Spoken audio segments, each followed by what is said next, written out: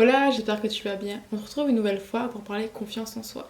Je vais te partager les 6 piliers pour que tu puisses améliorer au quotidien la confiance que tu as en toi.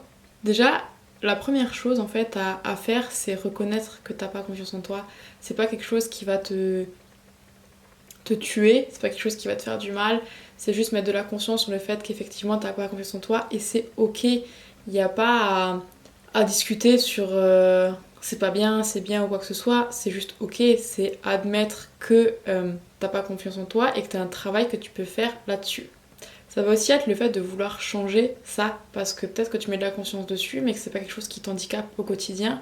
Et dans ce cas-là, en fait, bah, de nouveau, c'est ok. euh, Si c'est pas le cas, que ça t'handicape au quotidien, que tu peux pas prendre la parole par exemple lors d'une réunion, que t'as peur de t'habiller comme tu le souhaites ou des petites choses comme ça. Petites choses, je mets vraiment entre guillemets parce que c'est des choses qui paraissent peut-être banales dans un quotidien, mais finalement ça peut t'handicaper et ça peut vraiment te priver de certaines choses en fait. Et donc c'est vraiment mettre de la conscience dessus et vouloir changer les choses. L'étape suivante, ça va être se donner les moyens d'y arriver. Le fait de se dire, ok, là, j'ai pas confiance en moi, là, j'ai envie de changer.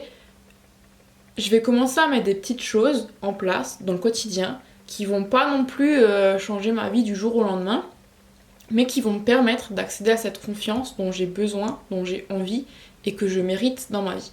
La première étape, c'est changer ton discours intérieur. Le fait de te répéter constamment et quotidiennement je n'ai pas confiance en moi, ça va vraiment s'imprimer en toi. Un des accords Toltec, si je me trompe pas, c'est ta parole sera impeccable envers les autres mais envers toi-même aussi. Donc le fait de dire voilà, j'ai pas confiance en moi, ça s'imprime réellement dans tes cellules. Donc je t'invite vraiment à amener en fait cette pensée de manière différente en disant ok, comment je peux améliorer ma confiance en moi. Et tu verras que déjà là, il y a un certain déclic qui se fait en toi. Si le cadrage a changé, c'est normal, ma carte SD était pleine. Donc je te disais, la confiance en soi, tu peux la développer avec 6 piliers que tu peux vraiment introduire dans ton quotidien. Donc c'est vraiment 6 piliers à connaître et à appliquer si tu veux justement pouvoir développer cette confiance que tu as en toi ou justement que tu n'as pas et que tu recherches à avoir. Le premier pilier, ça va être de vivre en conscience. C'est vraiment vivre la vie en fait en mettant de la conscience sur tout, vivre la vie telle qu'elle est et pas telle que tu crois la voir à travers les lunettes que tu portes. Tu sais, ces lunettes où tu te dis bah non, je suis pas assez bien pour porter telle et telle tenue, je suis pas assez intéressante pour prendre la parole. Bah ce genre de choses, c'est factuel, c'est faux. Donc je t'invite à laisser ces paroles de côté et vraiment à vivre l'instant présent tel qu'il est et pas tel que tu crois ou tu penses qu'il peut y avoir. C'est mettre de la conscience aussi sur le fait que ton environnement physique joue sur ta santé et ton monde extérieur est un petit peu le reflet de ton monde intérieur par moment. Donc si t'es pas bien à l'intérieur, forcément ça va se refléter sur la vie que tu mènes dans le quotidien. Le pilier numéro 2, ça va être la pratique de l'acceptation de soi. Ça va être accepter tes besoins, tes émotions sans les juger. Te dire voilà, là à l'instant présent, donc tu mets de la conscience, encore une fois, sur ce que tu ressens, sur ce dont tu as besoin, ce dont tu as envie. Et tu dis ok, il y a un message derrière ça. Si j'ai telle ou telle émotion, quel est le message qu'il y a derrière ça, parce qu'il y a forcément un message derrière une émotion. Si tu as un besoin à combler, que ce soit le besoin de sortir aller dans la nature, le besoin de te poser et de chiller pendant 1 heure ou 2 heures sur des réseaux sociaux, sur Netflix, peu importe, je t'invite vraiment à t'écouter en fait et à combler ces besoins. Il n'y a pas de jugement à avoir justement sur tout ça. Parce que si c'est là, c'est qu'il y a quelque chose derrière. Donc commence par les combler. Si c'est un besoin qui revient de manière très récurrente, alors que tu le combles, peut-être quelque chose de plus profond à travailler également. Et c'est vraiment t'accepter dans ton entièreté en fait. C'est les besoins, les envies, les actions. Vraiment, prendre tout en compte dans ton quotidien. Parce que t'auras beau les refouler, ils vont revenir. Si tu dis voilà non j'ai pas envie de ressentir cette émotion, sache que tu auras beau la refouler au plus profond de toi, il y a un moment où elle va forcément ressurgir. Et à cet instant, déjà, ce sera un moment où tu ne t'y attendras pas. Et ça va ressurgir, mais tel un tsunami d'émotions en beaucoup plus puissant. Tout ça parce qu'à la base, tu l'as pas écouté. J'aime bien comparer les émotions qu'on refoule à une voiture. Par exemple, quand t'as le premier voyant qui te dit voilà, il y a un problème, tu vois, le petit voyant orange où tu te dis bah c'est pas grave, ça peut attendre. Et tu continues à rouler, tu fais encore pas mal de kilomètres. Et après, t'as un voyant rouge qui s'allume et tu dis ouf, c'est pas grave, ça va passer, tu continues, tu continues, tu continues. Et d'un coup, t'as vraiment le gros voyant stop qui s'allume avec le. Et là, tu sais qu'il faut que tu t'arrêtes parce que ça va pas aller. Et en fait, les émotions, c'est pareil. D'abord, tu vas avoir peut-être juste une petite tristesse qui va passer par là, juste un petit sentiment peut-être de nostalgie, qui va engendrer des choses de plus en plus puissantes, peut-être allant jusqu'au burn-out, allant jusqu'à la dépression. Et c'est exactement pareil, c'est juste parce que c'était là, mais que t'as décidé de pas l'écouter, mais ça finira toujours par revenir. Il y a un moment où t'auras plus le choix, tu seras obligé de l'écouter. Et si je peux donner un conseil aussi par rapport à ça, c'est le fait que envers soi-même, on est souvent ultra dur, où on a beaucoup moins de patience ou de sympathie envers soi-même, en fait, parce qu'on attend toujours plus de soi. Et je t'invite vraiment, en fait, à réagir avec toi comme tu réagirais avec un ami, avec quelqu'un qui compte pour toi, en disant voilà, si maintenant quelqu'un a envie de pleurer, est-ce que tu veux lui dire bah non, pleure pas parce que je sais pas, peut-être t'es faible en fonction des croyances que t'as, tu vois, bah non. Si quelqu'un se met à pleurer devant toi, tu vas le consoler. Donc pourquoi est-ce que quand toi tu pleures, bah tu te flagelles? Ça sert à rien. Donc vraiment, écoute ses besoins avec beaucoup de bienveillance, comme tu le ferais avec quelqu'un que t'aimes. Le pilier suivant, ça va être le fait de pratiquer la responsabilité de soi. C'est vraiment de prendre conscience que tu en es là où tu es aujourd'hui grâce à toi ou à cause de toi. Mais les choses, elles peuvent changer en fait. Tu mets de la conscience dessus et tu as le pouvoir de faire tout ce que tu veux. Si tu vis dans un lieu de vie qui ne te convient pas, ok, première étape avant d'acheter une maison à l'autre bout du monde, commence par regarder où tu aimerais aller. Est-ce que t'es plutôt de la team montagne ou de la team mer? Est-ce que tu préfères un endroit où il fait froid, un endroit où il fait chaud? Voilà, commence à te poser ces questions.